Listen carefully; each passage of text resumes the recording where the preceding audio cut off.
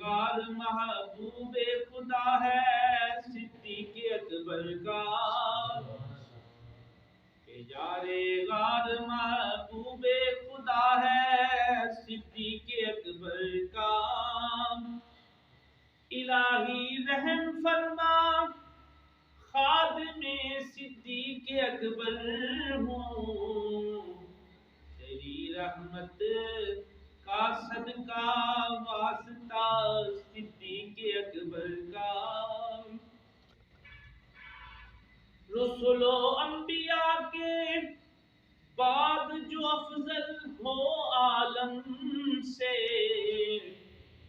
رسول و انبیاء کے بعد جو افضل ہو عالم سے، یہ عالم میں مرتبہ ہے کس کا صدیق اکبر کا، یہ عالم میں ہے مرتبہ کس کا صدیق اکبر کا، گدا صدیق اکبر کا خدا سے فضل پاتا ہے، گدا صدیق اکبر کا خدا سے فضل پاتا ہے، نبی صدیق اکبر کا خدا صدیق اکبر کا، نبی صدیق اکبر کا خدا صدیق اکبر کا، لٹایا راہ حق میں گھر کئی بار صدیق اکبر نے، کہ لٹ لٹ کر بن گیا گھر صدیق اکبر کا، نہایت واجب الاحترام بزرگوں عزیز دوستو، اللہ جل مجدہ کریم کی حمد و ثنا نعت سید انبیاء خیر الورا مولا کل رسول جناب محمد رسول اللہ صلی اللہ علیہ وسلم منقبت خلیفہ اول امیر المومنین امیر المجاہدین حضرت ابو بکر صدیق رضی اللہ تعالیٰ کو آپ کی گوشت گزار کی، اللہ رب العزت سے دعا ہے حق کہنے حق سننے ہم سب کو عمل کی توفیق عطا فرمائے۔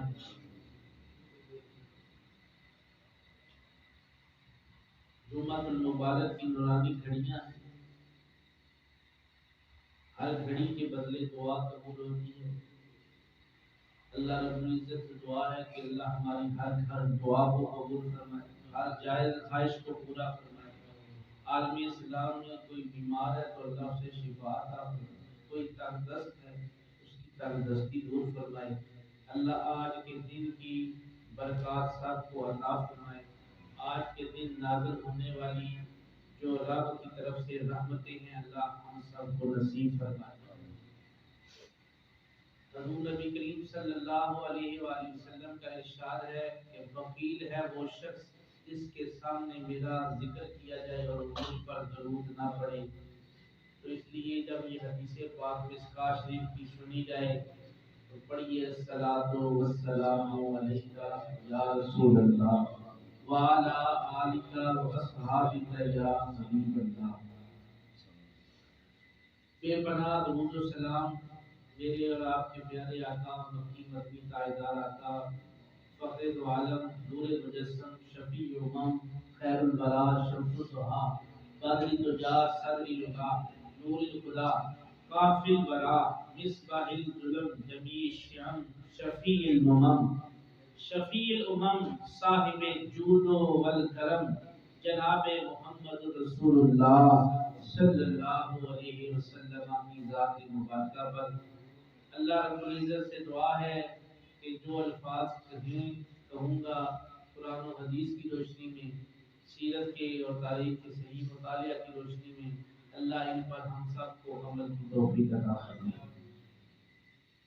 جمادی الاخر شریف کا مہینہ ہے، گزشتہ جمعے میں میں نے عرض کیا ہے کہ یہ وہ مہینہ ہے جو جس کی 22 تاریخ کو امیر المجاہدین سلطان صحابہ فخر صحابہ امیر حج حضور نبی کریم صلی اللہ علیہ وسلم کے سسر حضرت ابو بکر صدیق رضی اللہ تعالی عنہ، آپ کا یوم وصال اس مہینے کی 22 تاریخ کو ہے۔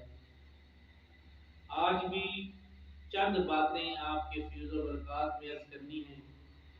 گزشتہ جمعے پہ میں نے عرض کیا کہ اللہ کی راہ میں خرچ کرنا اللہ والوں کا ہی کام ہے، اور اللہ والے جب اللہ کی راہ میں حج کرتے ہیں تو وہ انداز کچھ اور ہوتا ہے، محبت کچھ اور ہوتی ہے، پیار کچھ اور ہوتا ہے، کیونکہ وہ بلا واسطہ رب سے ان کا تعلق ہوتا ہے، اور رب کی راہ میں جب وہ حج کرتے ہیں تو اللہ تعالیٰ ان کی شان میں آیتیں نازل فرماتا ہے، قرآن کی آیات نازل ہوتی ہیں۔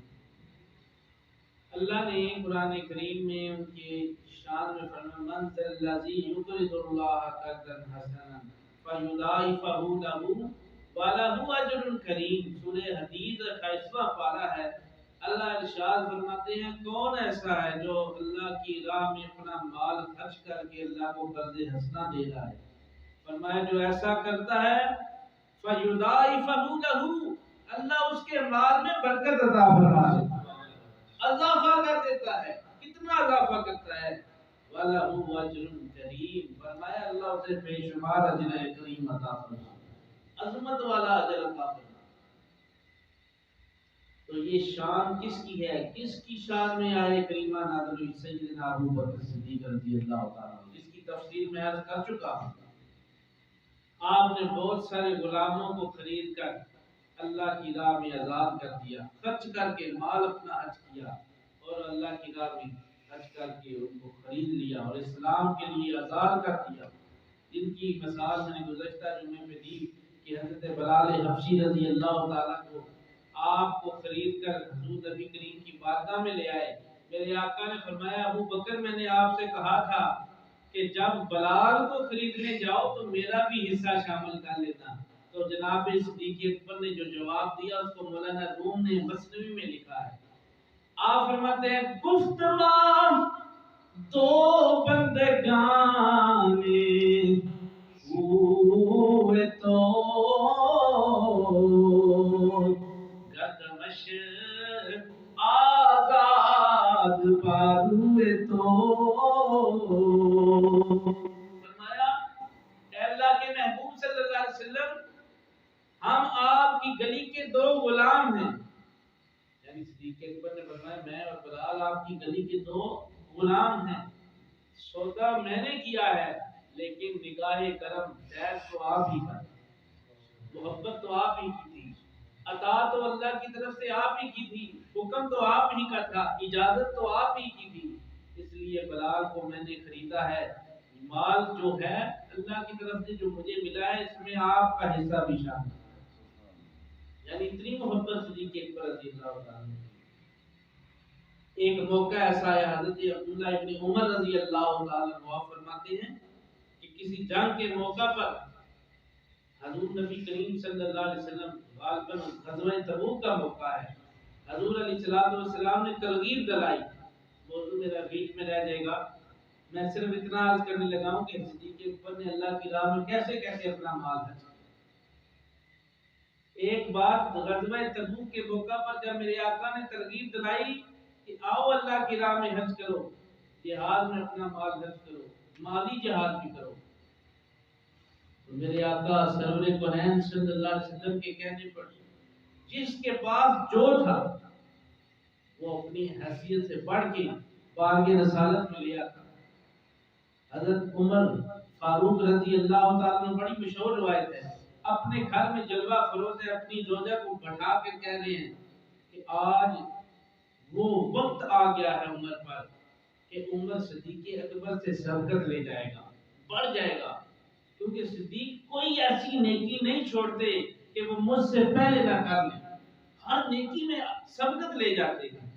آج میں صدیق اکبر کو سبقت نہیں لینے دوں گا، آؤ گھر کا سارا سامان اکٹھا کرو، سیر میں لا کے اکٹھا کر دیا، آدھا مال گھر والوں کے لیے رکھ دیا، آدھا مال حضور کی بارگاہ میں پیش کر دیا، اور دل میں یہ سوچتے جا رہے ہیں جب مال سواری پہ لاد کے حضور کی بارگاہ کی طرف جا رہے ہیں تو سوچتے جا رہے ہیں کہ عمر آج تو نیکیوں میں بڑھ گیا، آج اتنا سامان کوئی بھی نہیں لے کے آئے گا. آج تجھے اللہ کے محبوب جنت کی بشارت عطا فرما دیں گے. آج تجھے بڑے اعزاز سے نوازا جائے گا. تیری شان میں اور اضافہ ہوگا. آج عمر تیرا بول بالا ہو جائے گا. تیری عظمت کے ڈنکے بجنے شروع ہو جائیں گے.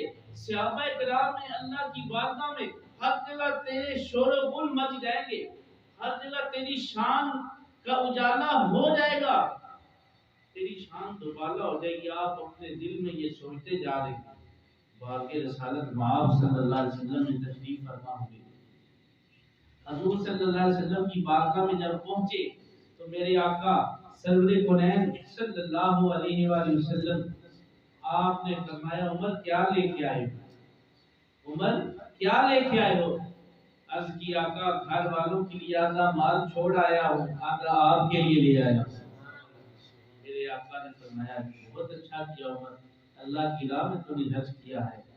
تھوڑی دیر گزری تھی کہ سیدنا صدیق اکبر رضی اللہ تعالیٰ عنہ اپنے گھر میں بیٹھے ہیں. اعلان تو سن رکھا تھا, اعلان نبوت ہو چکا تھا کہ حضور نبی کریم نے صحابہ کو حکم دے دیا جاؤ گلیوں میں اعلان کرو کہ آؤ اسلام کے راستے میں اللہ کی راہ میں حج کرو جہاد پر.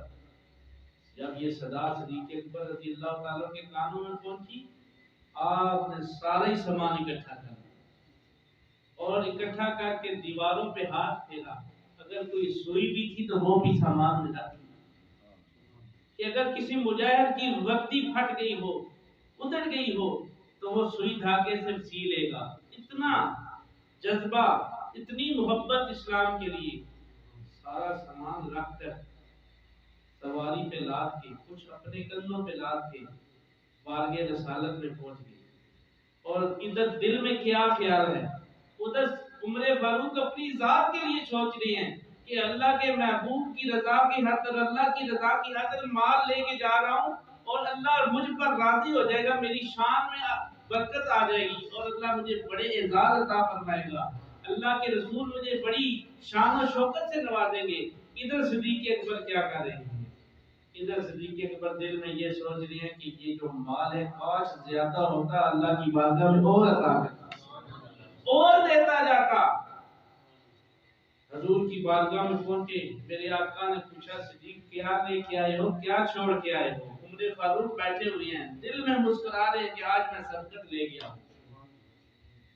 لیکن جب صدیق اکبر کا جواب سنا تو عمر فاروق رضی اللہ تعالیٰ عنہ کی آنکھوں میں آنسو آ گئے, آنکھیں نم ہو گئی.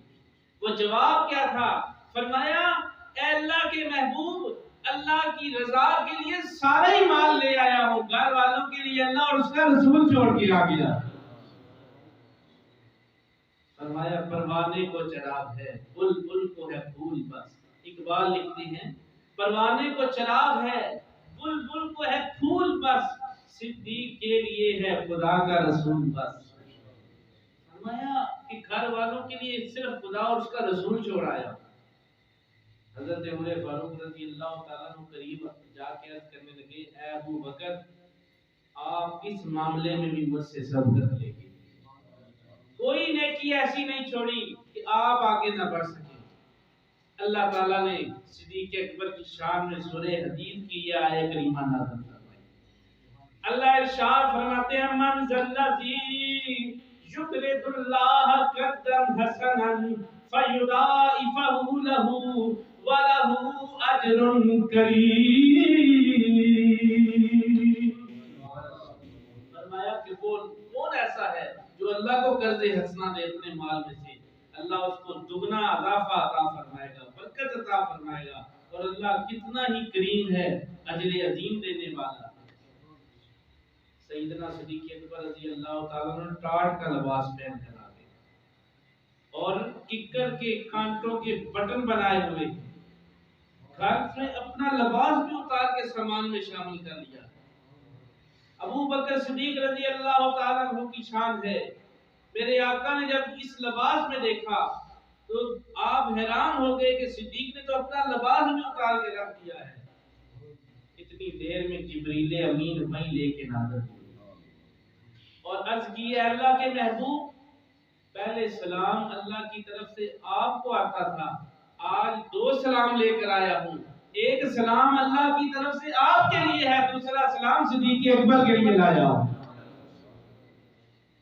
واللہ علیہ یقرأ الیہ السلام من ابی بکر صدیق رضی اللہ تعالی عنہ قال اللہ ربی انا راد، فرمایا اے ابو بکر آپ کا رب آپ سے پوچھ رہا ہے کیا اس حال میں بھی آپ رب سے راضی ہیں؟ تو آپ وجد میں آگے آپ نے فرمایا انا اسحق اللہ انا عن رب راد انا عن رب راد انا عن رب راد، فرمایا صدیق اس حال پر بھی اپنے رب سے راضی ہو گیا، اپنے رب سے راضی ہو گیا، اپنے رب سے راضی ہو گیا۔ جب یہ ٹاٹ کا لباس دیکھا تو جبریل امین نے بھی یہی لباس پہنا ہوا ہے۔ میرے آقا صلی اللہ علیہ وسلم نے فرمایا جبریل تو بھی آج صدیق کی سنت ادا کر رہا ہے۔ فرمایا یا رسول اللہ یہ میں ہی نہیں صلی اللہ علیہ وسلم، آسمان کے اندر جتنے بھی رب کے لا تعداد فرشتے ہیں سب نے یہی لباس پہنا، یہی لباس سے بے تن رکھا ہوا ہے۔ میرے آقا صلی اللہ علیہ وسلم نے فرمایا صدیق تجھ پر رب کتنا راضی ہے۔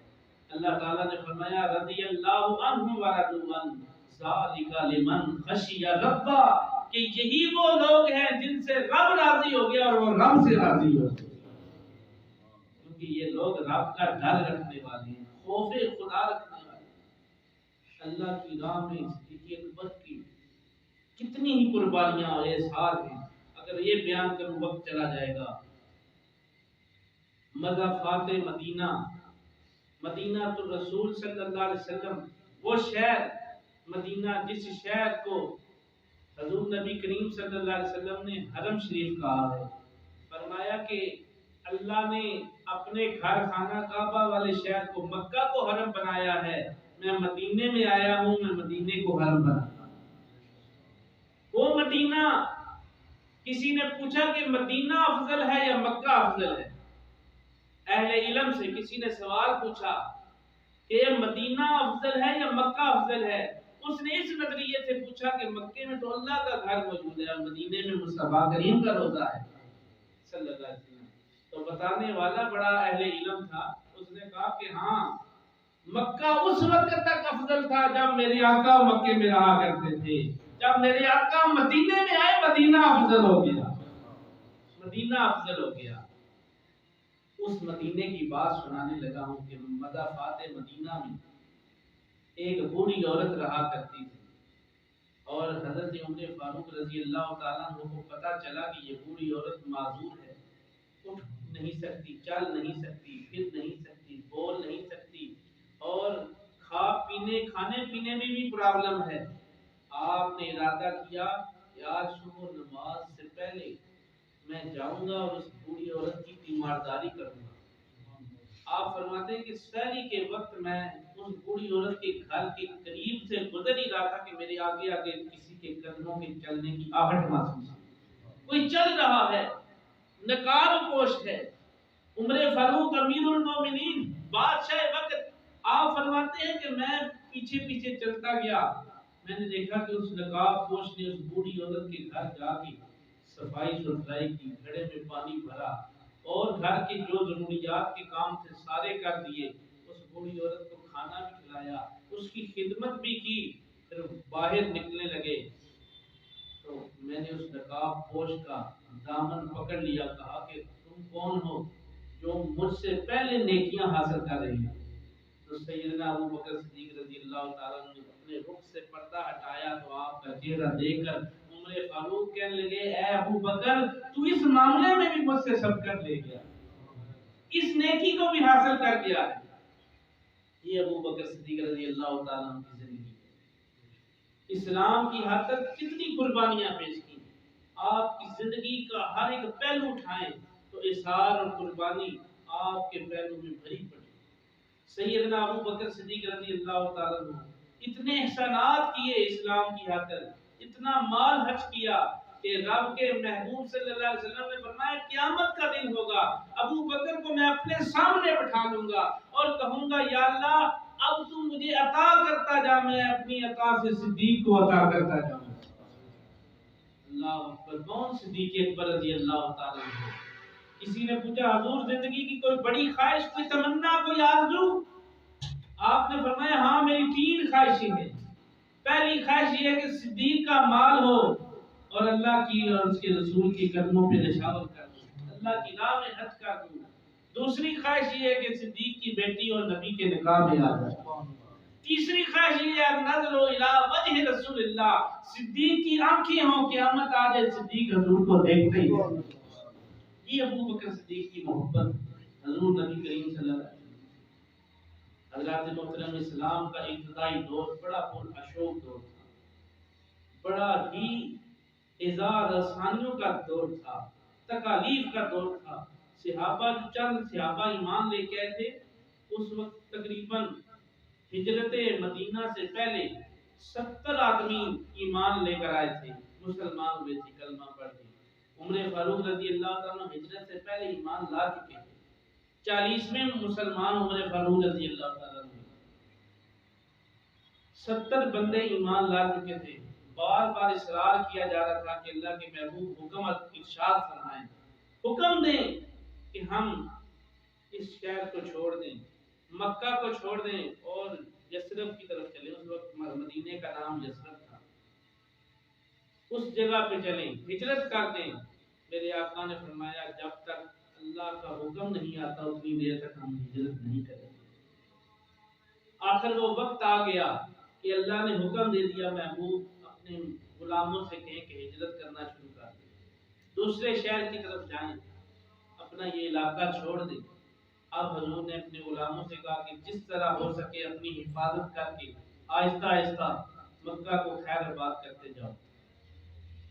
کئی مسلمان ہجرت کر گئے، آخر میں میرے اور آپ کے آقا صلی اللہ علیہ وسلم رہ گئے اور صدیق اکبر رضی اللہ عنہ، علی مرتضیٰ شیر خدا رضی اللہ تعالیٰ کو بیٹھے۔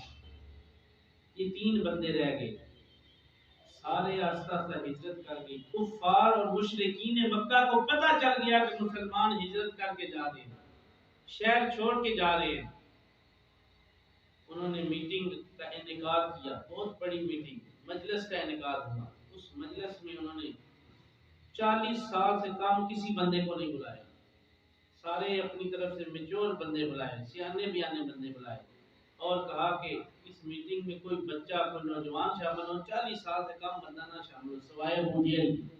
ابو جہل ایک واحد شخص تھا جس کو انہوں نے بطور مشورہ دینے کے لیے سردار کے طور پر اس میٹنگ میں شامل کیا۔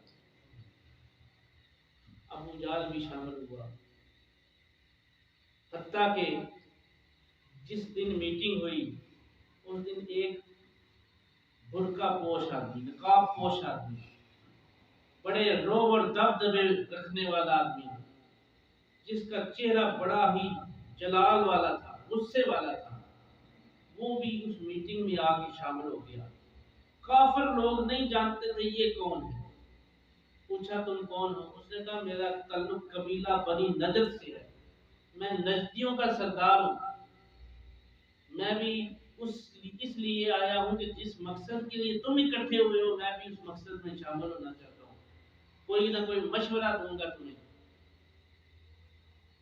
ہے وہ کون تھا؟ وہ ابلیس تھا، شیطان تھا، جو اس میٹنگ میں آ کے بیٹھ گیا۔ سارے کافر اپنا اپنا مشورہ دے رہے ہیں۔ ایک کافر اٹھا، اس نے کہا کہ حضور نبی کریم صلی اللہ علیہ وسلم کو کمرے میں بند کر دیا جائے، ان کے ساتھیوں کو پتہ نہیں چلنا چاہیے، اور کئی دن تک جب بند رہیں گے اندر ہی آپ وفات پا جائیں گے، یہ معاملہ ختم ہو جائے گا، دین مٹ جائے گا۔ اور وہ جو کافر آ کے شامل ہوا تھا ابلیس، اس نے کہا کہ نہیں نہیں مجھے یہ تیرا مشورہ پسند نہیں آیا، بیٹھ جا۔ ایک اور بندہ اٹھا، اس نے کہا کہ حضور نبی کریم صلی اللہ علیہ وسلم کو ایسا کرتے ہیں کہ وادی سے باہر لے جاتے ہیں اور دریا میں جا کے ڈبو دیں گے، دھکا دے دیں گے۔ اس نے کہا مجھے یہ بھی مشورہ پسند نہیں ہے، کوئی اور اٹھے۔ سب نے باری باری مشورے دیے۔ ابو جہل اپنی نشست سے اٹھا، جسے ابو الحکم کہا جاتا ہے، لیکن میرے آقا نے اس کو ابو جہل کیوں کہا؟ وہ جہالت کا باپ ہے، وہ بڑا سیانہ بیانہ تھا، بڑا حکیم تھا، بڑا دانا تھا، لیکن کافروں کی نظر میں، میرے آقا کی نظر میں ابو جہل تھا یا جال تھا۔ کیوں؟ اس لیے کہ وہ میرے آقا کی نبوت کو نہیں سمجھ سکا، حضور صلی اللہ علیہ وسلم کے مقام و مرتبے کو نہیں سمجھ سکا۔ اس نے ان کے مشورہ دیا کہ حضور نبی کریم صلی اللہ علیہ وسلم جب اپنے حجرے میں سو رہے ہوں گے، آرام فرما رہے ہوں گے، ہم سارے کافر باہر اکٹھے ہو جائیں گے، اور جب صبح نماز کے لیے نکلیں گے ہم یک بارگی سے حملہ کر دیں گے اور حضور صلی اللہ علیہ وسلم کو شہید کر دیں گے۔ وہ جو شیطان ابلیس تھا، جو ایک جبہ پہن کے بیٹھا ہوا تھا سردار کے روپ میں، اس نے کہا شاباش، مجھے تم سے بڑی امید تھی اور تم نے بڑا اچھا مشورہ دیا ہے، واقعی تو ابو الحکم ہے، اور مجھے تیری اس بات پہ میں تائید کرتا ہوں، تیری اس بات کی مجھے یہ بات پسند آئی ہے، اسی پر عمل درآمد ہونا چاہیے۔ کفار کی یہ میٹنگ ہو رہی تھی، ادھر اللہ تعالیٰ سارا معاملہ دیکھ رہا، اللہ علیم بذات الصدور ہے، اللہ خبیر بما تعملون ہے، اللہ دلوں کے بھید جانتا ہے، ہر خبر اس کو مل جاتی ہے۔ اللہ تعالیٰ نے اپنے محبوب کو بطور وحی ان کی ساری سازش کے بارے میں بتا دیا۔ اللہ ارشاد فرماتے ہیں اِذْ يَمْكُرُوا بِكَ الَّذِينَ كَفَرُوا لِيُثْبِتُوكَ أَوْ يَقْتُلُوكَ أَوْ يُخْرِجُوكَ وَيَمْكُرُونَ وَيَمْكُرُ اللَّهُ وَاللَّهُ خَيْرُ الْمَاكِرِينَ۔ قرآن سنا کرے سبحان اللہ کا، ایمان تازہ ہو جاتا ہے۔ فرمایا جب وہ کافر ایک دوسرے کے ساتھ میٹنگ کر رہے تھے، مشاورت کر رہے تھے، اللہ ان کی ساری مشورے کو جان رہا تھا، اور اللہ ان کے مکر کو جانتا ہے، بے شک اللہ بہتر تدبیر کرنے والا ہے۔ واللہ خیر الماکرین، بعض ترجمہ کرنے والوں نے لکھا ہے کہ اللہ بہترین مکر کرنے والا، نعوذ باللہ، لیکن اعلیٰ حضرت عظیم البرکت شاہ احمد رضا خان نے جو ترجمہ لکھا ہے، عشقیہ ترجمہ ہے، وہ کہتے ہیں اللہ کے ساتھ مکر کا لفظ نہ لگا۔ تو میں عرض کر رہا تھا کہ اس بات کی خبر حضور صلی اللہ علیہ وسلم کو ہو گئی، میرے آقا نے ابو بکر صدیق رضی اللہ تعالیٰ عنہ کو فرمایا ابو بکر وہ وقت آ گیا ہے، آج رات ہم یہاں سے کوچ کر جائیں گے، مکہ کو چھوڑ دیں گے۔ صدیق اکبر خوش ہو گئے، انہوں نے کافی دنوں سے 2 اونٹ تیار کر رکھے تھے، بڑے فربا اونٹ، صحت مند، ان کو زیادہ چارہ دے رہے تھے کہ ایک نہ ایک دن یہ ہجرت کے سفر میں کام آئیں گے، تو وہ اونٹوں کو اور زیادہ دیکھ بھال کرنے لگے۔ ادھر حضرت علی کو میرے آقا نے بلایا، کون؟ علی مرتضیٰ رضی اللہ تعالیٰ عنہ۔ جب انصار اور مہاجرین کو میرے آقا نے ایک دوسرے کا بھائی بھائی بنایا نا، تو حضرت علی دور کھڑے دیکھ رہے تھے کہ سب کے رشتے جڑ چکے ہیں، میں باقی رہ گیا ہوں۔ میرے آقا نے نگاہ نبوت ڈالی، فرمایا علی گھبرا نہیں، اگر یہ انصاری اور مہاجر ایک دوسرے کے بھائی بھائی بن چکے ہیں، ان کو میں نے بھائی چارے کا ایک لبادہ عطا کر دیا ہے، تو گھبرانی انت اخی فی الدنیا والآخرہ، اے علی تو دنیا میں بھی میرا بھائی ہے، آخرت میں بھی میرا بھائی ہے۔ وہ علی مرتضیٰ شیر خدا رضی اللہ تعالیٰ کو آپ کو بلایا گیا، فرمایا علی آج رات میرے بستر پر سونا تیرا کام، اور سبز حریر کی چادر یہ لے کر اپنے اوپر سو جانا، صبح کافروں کو ان کی امانتیں دے دینا، یہ ان کی لسٹ میرے پاس موجود ہے، فہرست، فلاں فلاں کافر کا نام لکھا ہوا ہے، یہ ان کو حوالے کر کے تو بھی میرے پاس آ جانا، ہجرت کرانا۔ حضرت علی کرم اللہ وجہ الکریم آپ فرماتے ہیں ساری زندگی مجھے ایسی سکون والی، راحت والی، پرسکون نیند نہیں آئی جتنی اس رات مجھے نیند حضور کے بستر پہ آئی، جتنی نیند حضور کے بستر پہ آئی ہے۔ فرمایا کہ اب مجھے یقین تھا کہ آج رات موت کا فرشتہ بھی آ جائے تو علی کی روح قبض نہیں کر سکتا، کیونکہ رسول کریم نے جب فرما دیا علی تو صبح میرے پاس آ جائے گا۔ نگاہ نبوت دیکھ رہی تھی کہ علی کی جان ابھی نہیں جائے گی۔ ایک دفعہ حضرت علی کرم اللہ وجہ کریم بہت زیادہ بیمار ہو گئے، بخار تیز ہو گیا، ضمناً بات آ گئی، کسی جنگ سے واپس آ رہے تھے، ساتھ ایک صحابی رسول بھی موجود تھے، تو انہوں نے دیکھا کہ آپ کی حالت بہت زیادہ خراب ہو چکی ہے بیماری کی وجہ سے۔ انہوں نے فرمایا حضور کو نصیحت فرما دیں کہ آپ کی اس نصیحت کو ہم آپ کے اہل خانہ تک، آپ کے بچوں تک پہنچا سکیں اور عمل درآمد ہو سکے۔ مولا علی مسکرائے، فرمایا تو نہیں جانتا فرمایا حضور کیا؟ فرمایا مجھے اتنی دیر تک موت نہیں آئے گی جتنی دیر تک رسول کریم کا فرمان پورا نہیں ہو جائے. میرے آقا نے فرمایا علی تجھے موت اس وقت آئے گی جب تیری داڑھی مبارک خون سے تر ہو جائے گی اور تو شہادت کی موت پائے گا. میں کبھی موت نہیں مر سکتا اس لیے میں ابھی بھی زندہ رہوں گا. یہ میرا عقیدہ ہے. حضرت علی کرم اللہ وجہ الکریم اس رات بستر پہ سوئے اور حضور نبی کریم صلی اللہ علیہ وسلم نے ساری امانتیں کافروں کو دی. کافروں کی امانتیں حضرت علی کے حوالے کر دی. کافر بھی جانتے تھے جس نبی کا کلمہ مسلمان پڑھنے والے ہیں وہ کافروں کے لیے بھی امانت دار بن کے آیا ہے, امین بن کے آیا ہے. حضور نبی کریم صلی اللہ علیہ وسلم وہاں سے کیسے نکلے؟ 70 کافر باہر پہرا دے رہے ہیں اور سب کی نگاہیں اس حجرے پر موجود ہیں جہاں میرے آقا جلوہ فرما ہے. حضور کیسے باہر نکلے؟ ان کی آنکھوں میں کیسی پٹی بن گئی کہ ان کے سامنے سے سرکار گزرے, ان کو پتہ ہی نہیں چلا. اللہ تعالیٰ نے فرمایا محبوب سورہ یاسین کی تلاوت کرتے جائیں اور مٹی اپنے ہاتھ میں جو آپ نے رکھی ہوئی ہے اس پر پھونک مار دیں آیات کی, ان کافروں کے چہروں پہ پھینک دیں. آگے میرا کام ہے ان کافروں کو اندھا کر دوں, میں ان کافروں کو اندھا کر دوں گا. میرے آقا صلی اللہ علیہ وسلم نے سورہ یاسین کی تلاوت شروع کی, اس مٹی پہ پھونک ماری اور ایسے ہوا میں مٹی کو گرایا اور فرمایا یا شاہت الوجوہ, جس کے چہرے پہ وہ مٹی گری اس کا چہرہ بگڑ گیا اور وہ بندہ بدر والے دن میدان بدر میں قتل ہو گیا.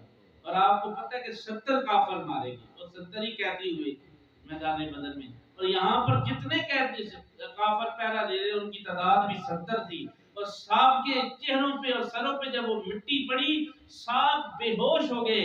حضور ان کے پاس سے قرآن کی تلاوت کرتے ہوئے گزر گئے, ان کو پتہ ہی نہ چلا. یاسین والقرآن الحکیم انک لمن المرسلین.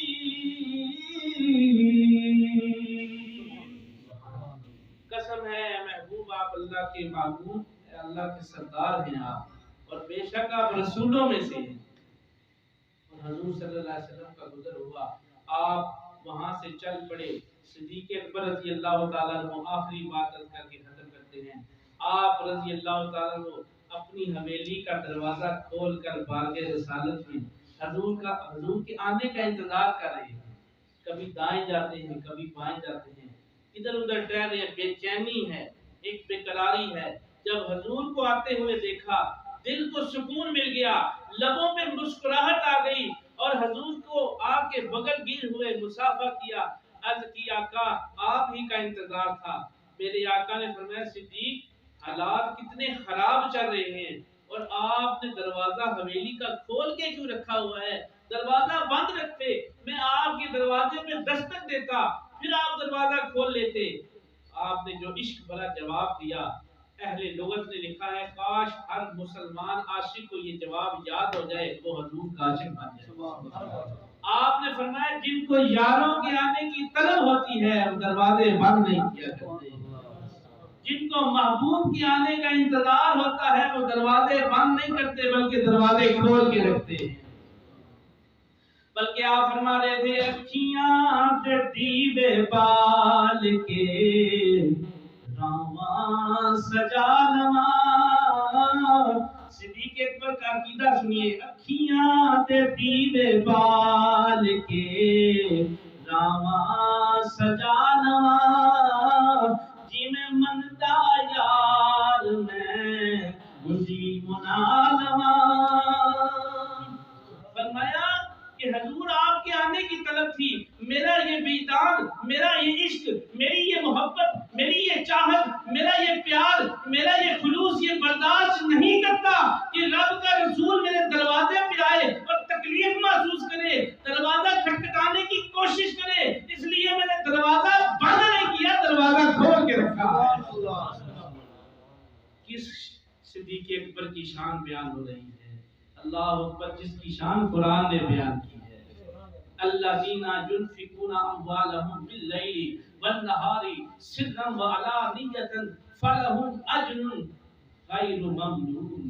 قرآن کہہ رہا ہے کہ وہ لوگ جو اللہ کے راستے میں حج کرتے ہیں، کبھی دن کو، کبھی رات کو، کبھی صبح، کبھی شام، کبھی ظاہر، کبھی باطن، یہ کس کی شان ہے؟ ابو بکر صدیق رضی اللہ عنہ۔ اللہ تعالیٰ میری حاضری قبول و منظور فرمائے۔ وآخر دعوانا الحمدللہ رب